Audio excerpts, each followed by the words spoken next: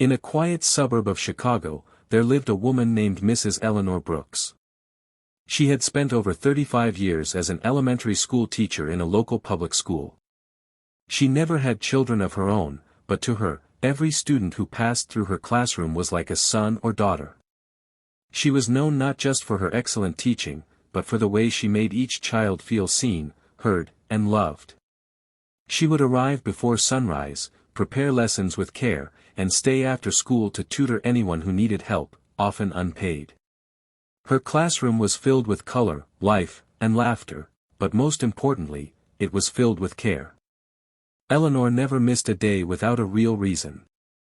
Rain, snow, or sickness, nothing stopped her. She believed teaching was not just a job, it was a mission. She had no family of her own, so the children she taught were her world. She remembered every face, every challenge, every success. Years passed. The children she taught grew up and moved on. Eventually, Eleanor, too, had to move on. Retirement came, and with it, a farewell party in the school gym.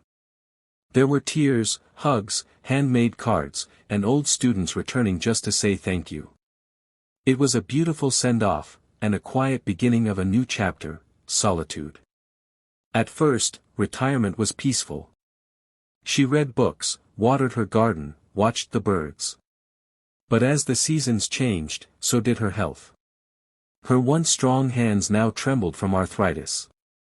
She was diagnosed with type 2 diabetes, and frequent dizziness made it hard to go out and get her medicine. She had no siblings or surviving relatives. The neighbors were polite but distant.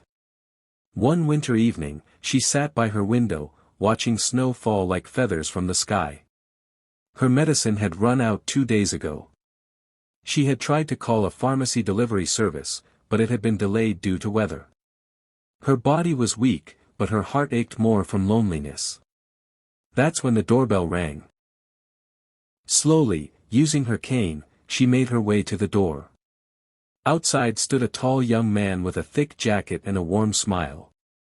In his hands, a paper bag from the pharmacy and a hot meal.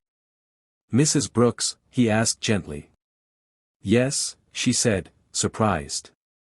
"You may not remember me. I'm Michael Lawson. You taught me in 3rd grade.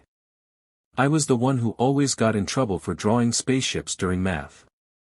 Mrs. Brooks stared at him, and then slowly smiled, the memory coming back.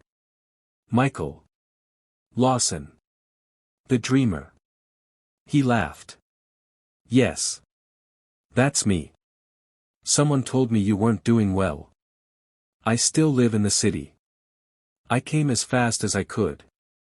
Michael placed the meal and medicine on the kitchen counter, took off his coat, and began checking her sugar level like a trained nurse. He had become a paramedic, inspired by Mrs. Brooks' kindness and patience when no one else believed in him. From that day on, Michael became a regular part of Eleanor's life. He visited every week, sometimes bringing groceries, sometimes just bringing stories. He fixed her leaky faucet, helped her set up a TV with voice control, and even helped her get a small dog from a shelter to keep her company. Eleanor once told him, tears in her eyes, "You were just a little boy with wild ideas. Now look at you. I only taught you multiplication, and you're giving me back life." Michael responded softly, "You did more than teach, Mrs. Brooks. You gave us hope. You believed in kids nobody else believed in. I'm just one of many. You don't even know how many lives you changed."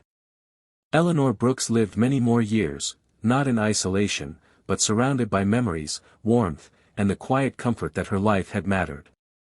And when she finally passed, the church was full, not of family by blood, but of the family she had built, her students.